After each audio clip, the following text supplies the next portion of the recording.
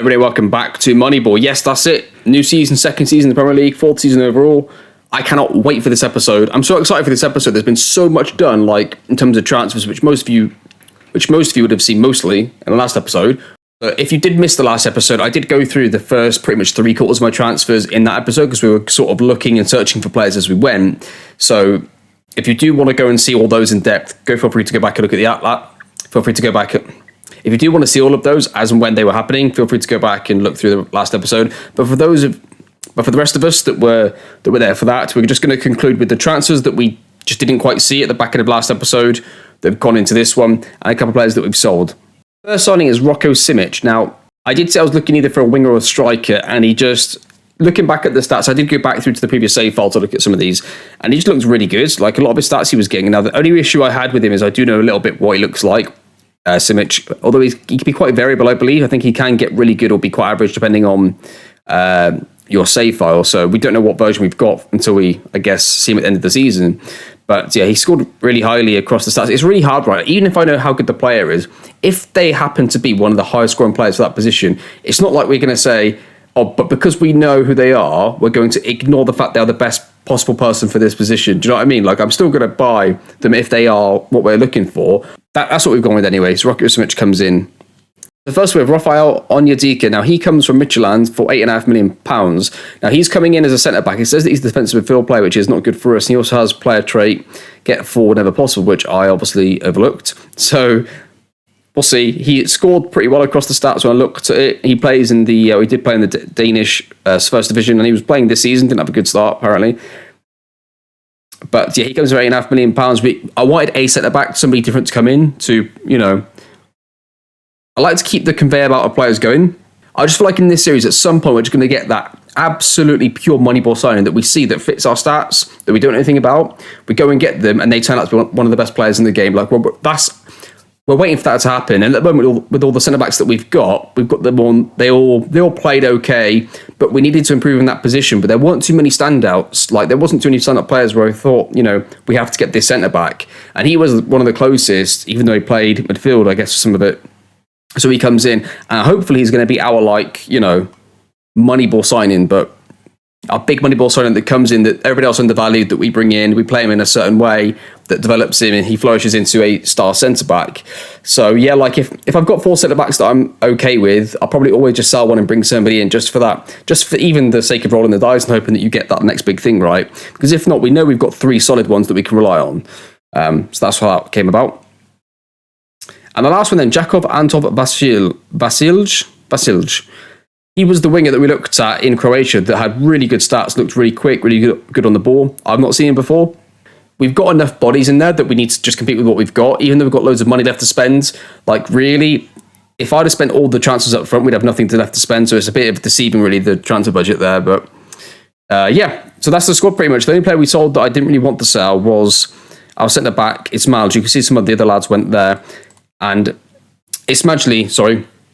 the only reason he went is we literally didn't have enough spaces to register players in the squad. So because we brought him in at centre-back, and he's now the second one that brought in, we needed to get rid of somebody at centre-back, really. It was the easiest position to get rid of someone, and unfortunately it was the one that left.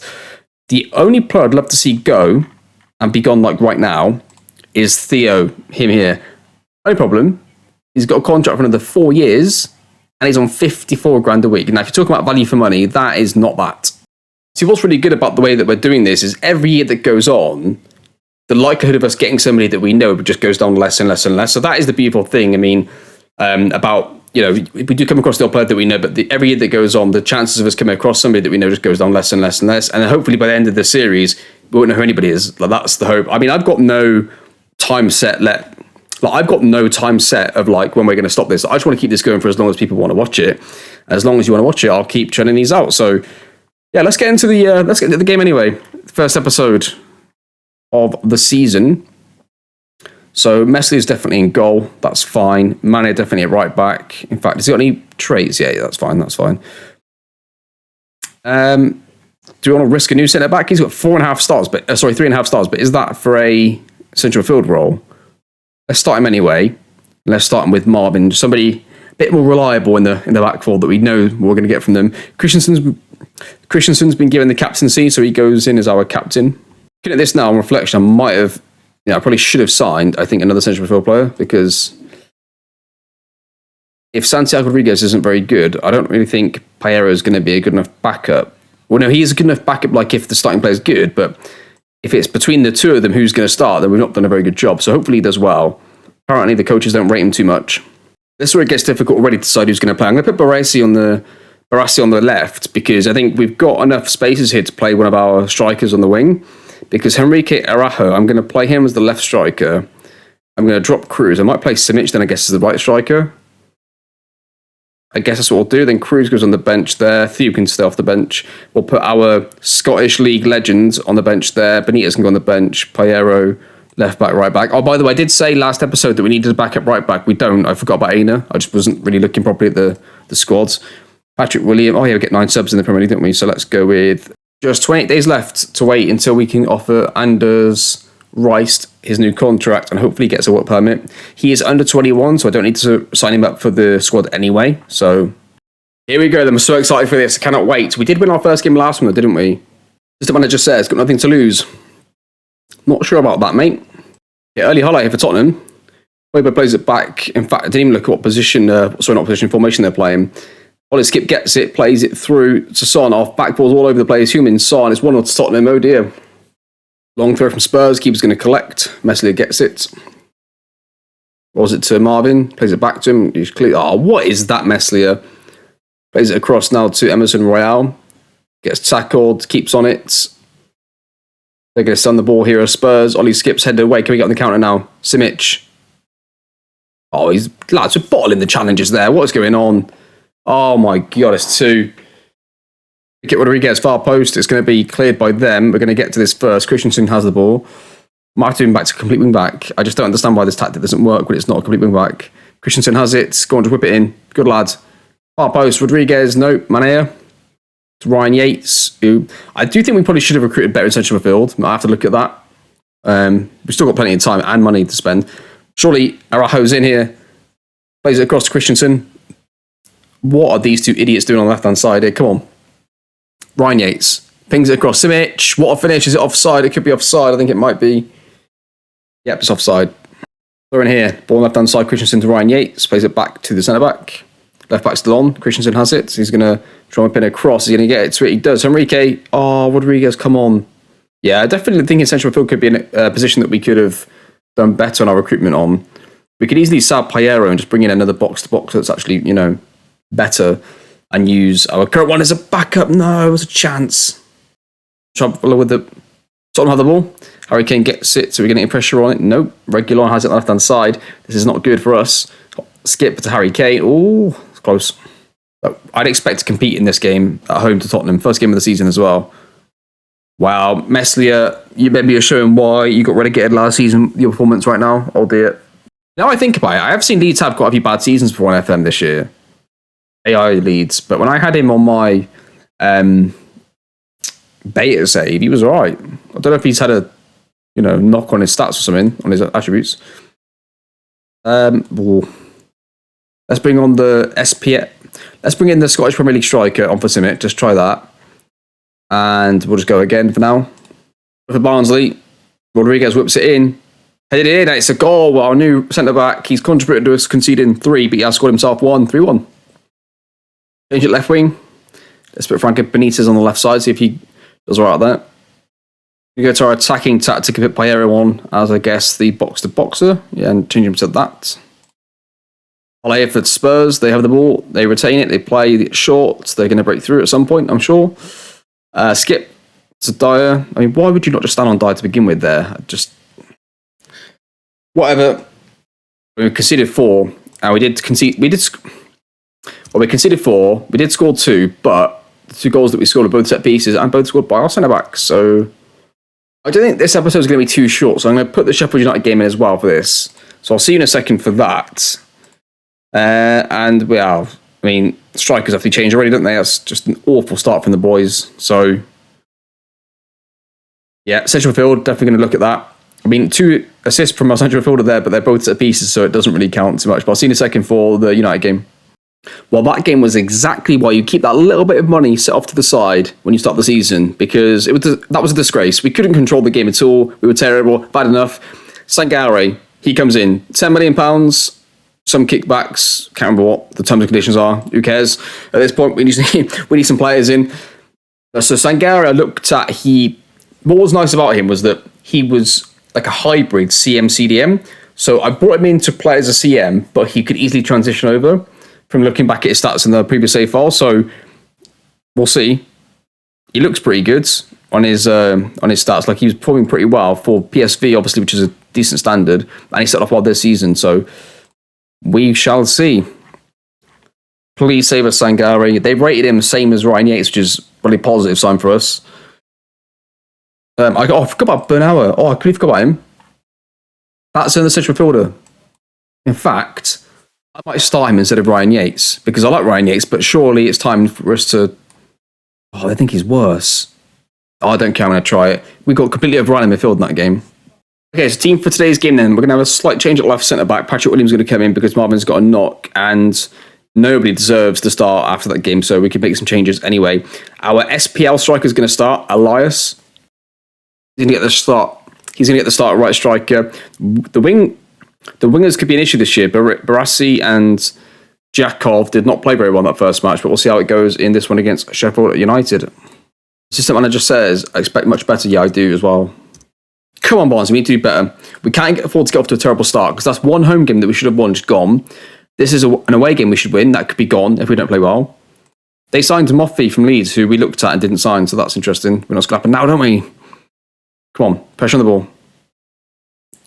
Right back, not look. Oh no, offside. What's weird is that's clearly borderline, and they don't even show VAR. I like for Sheffield United, we're going to get to the ball. Come on, boys, get some pressure on them. Come on. Come on. Oh, absolutely torn apart. Crazy.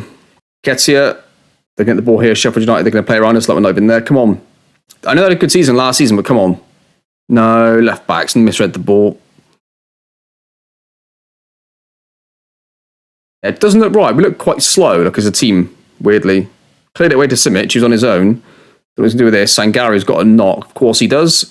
To Vasilj. Plays it across to Henrique. Surely Araujo, and he might be offside. He's not, though. 1-1. Come on. Great ball from the winger. I think it's the keeper's mistake, really. This is more of a keeper mistake rather than us creating this chance, but another left-footed goalkeeper causing problems to their own side. Mostly a bit for us in the last game, and look at that. It's 1-1. We're going to play out from the back. We're going to time bit pressure on them. More this time. Oh, nearly got him to make a mistake. Burge, come on. Just stay with the right winger. What are you doing? Like, you're running all over the place, pressing players you shouldn't be pressing, and letting passing angles completely be open to the fullbacks. Doing everything wrong. It's not Croatia anymore. Oh, Sheffield United. Yep. Don't know what for. I mean, Sangare's going to have to come off, isn't he? That's the problem. And also, left winger again. Barassi's had 2 attempts now at left wing, and he's failed both occasions. So it's a free kick. Is it to us, isn't it? Yeah, Patrick Williams, the centre back, taking it. What is going on here? Oh, and he scored! 2-1 to Barnsley. Come on. I'm going to take off Manea and put on Aina at right back and leave Sangare on for the full 90s. He's injured, but his fitness is more than the right back. As we watch his free kick here, and what a free kick this is. Patrick Williams over the wall in 2-1. With the highlight on the right hand side. Vasilji, oh, what is this? Wow. That's not the highlight, though. So Messi's going to continue with this. He's going to roll this out to Patrick Williams, plays it across to Christensen, to Bernauer. I don't know how well he's done, really. But I have to watch this in extended to watch him play a bit more. Sangare goes through. Oh!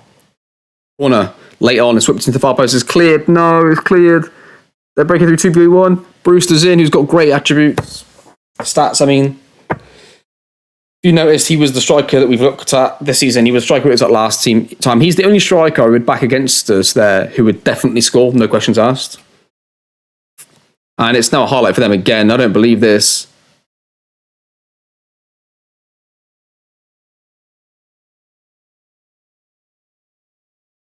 Oh, they missed it. I actually missed the penalty. I wasn't even trying to miss it. I was trying to comment over it. I just was expecting the highlight to take longer. Result, yeah, love it. It's well done, Messi. I'm assuming you saved that. And he didn't just hit the post. Wow. If they would have scored that, I would have been furious, and they would not have deserved it. So I'm going to say,